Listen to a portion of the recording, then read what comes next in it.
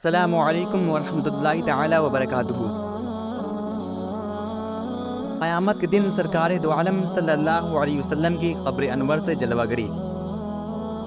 حضرت محمد صلی اللہ علیہ وسلم اور ان کی امت کے لیے جنت کو آراستہ کرنے کے بعد حضرت جبرائیل علیہ السلام جنت سے براق لائیں گے اور اس پر زین کسا ہوگا اور لگام دی ہوگی، اور اس کے ساتھ نشان حمد اور جنت کی چادروں میں سے 2 چادریں بھی ہوں گی، اور وہ ہموار زمین سے گزریں گے اور سرکار دو عالم صلی اللہ علیہ وسلم کی قبر کو نہ دیکھیں گے۔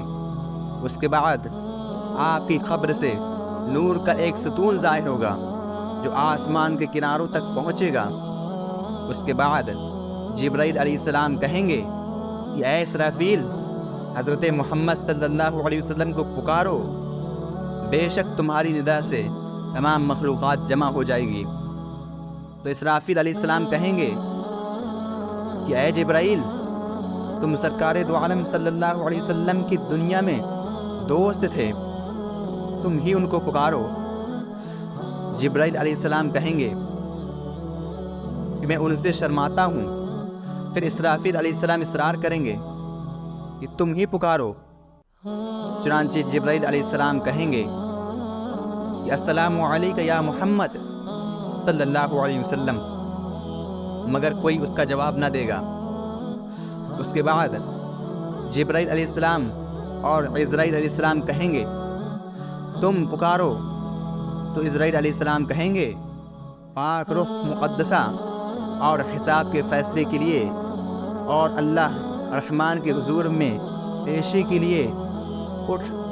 چنانچہ قبر شک ہوگی تو دیکھیں گے کہ آپ اس میں بیٹھے ہیں اور اپنے سر اور داڑھی سے خاک جھاڑ رہے ہیں۔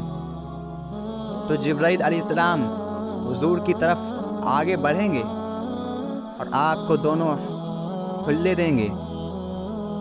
پھر آپ فرمائیں گے کہ اے جبرائیل علیہ السلام، یہ کون سا دن ہے؟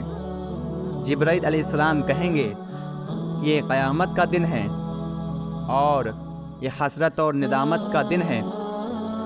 اس کے بعد سرکار دو عالم صلی اللہ علیہ وسلم فرمائیں گے کہ اے جبرائیل، مجھے بشارت دو۔ جبرائیل علیہ السلام آپ سے کہیں گے کہ میرے ساتھ براق اور لوائے حمد اور تاج ہے۔ آپ فرمائیں گے میں تم سے اس کا سوال نہیں کرتا ہوں۔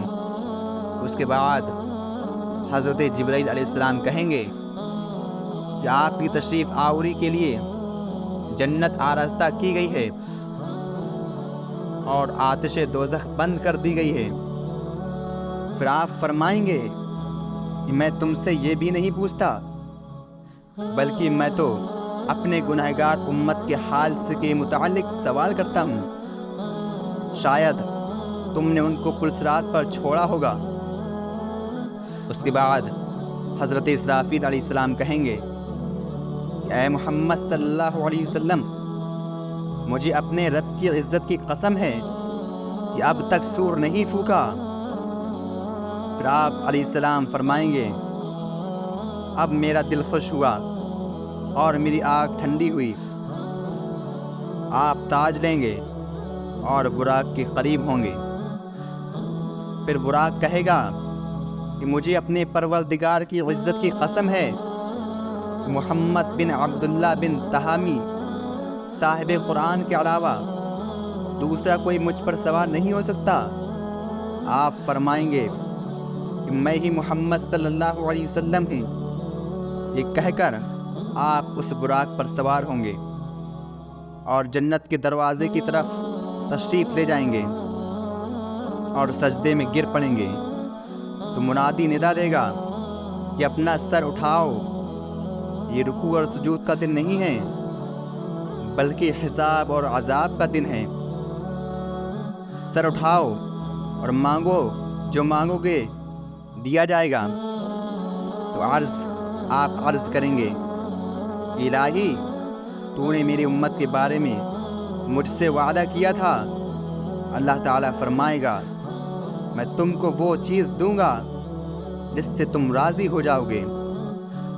پھر اللہ تعالیٰ اسرافیل علیہ السلام کو حکم دے گا تو وہ سور پھونکیں گے اور کہیں گے اے سڑی ہڈیوں، اے جسموں، اے کھالو جو پارا پارا ہو گئی ہو اور گرنے والے بالوں، حق اور باطل کے درمیان میں فیصلہ کے لیے اٹھو تو لوگ اللہ کے حکم سے اٹھیں گے اور آسمان کی طرف دیکھیں گے پارا پارا ہو چکا ہوگا اور زمین کی طرف دیکھیں گے کہ وہ بدل کر دی گئی ہوگی اور آفتاب کی طرف دیکھیں گے کہ اس میں گہن لگا ہوگا اور وہ ماہا گابھن اونٹیوں کی طرف دیکھیں گے کہ وہ چھوڑ دی گئی ہیں، ان کی کوئی حفاظت نہیں کرتا، اور ترازو ہائے عمل قائم کی جائے گی اور جنت قریب کی جائے گی، اور اسی طرح اور باتیں دیکھیں گے تو کافر کہیں گے کہ ہائے خرابی ہماری، کس نے ہم کو ہماری خوابگاہ اور قبر سے اٹھایا ہے۔ پھر مومنین ان سے کہیں گے کہ وہ دن ہے جو رحمان نے وعدہ کیا تھا اور رسولوں نے سچ کہا تھا، چنانچہ کفار قبروں سے بھوکے پیاسے نکلیں گے اور اللہ تعالیٰ ان پر آگ بھیجے گا جو ان کو محشر کی طرف ہانک کر لے جائیں گی، تو وہ روتے ہوئے 300 برس تک کھڑے رہیں گے۔ ارے مومنو سنو، ہمارے آقا کے جیسا تو کسی کا آقا ہو ہی نہیں سکتا جو محشر کے دن بھی نہ بھولے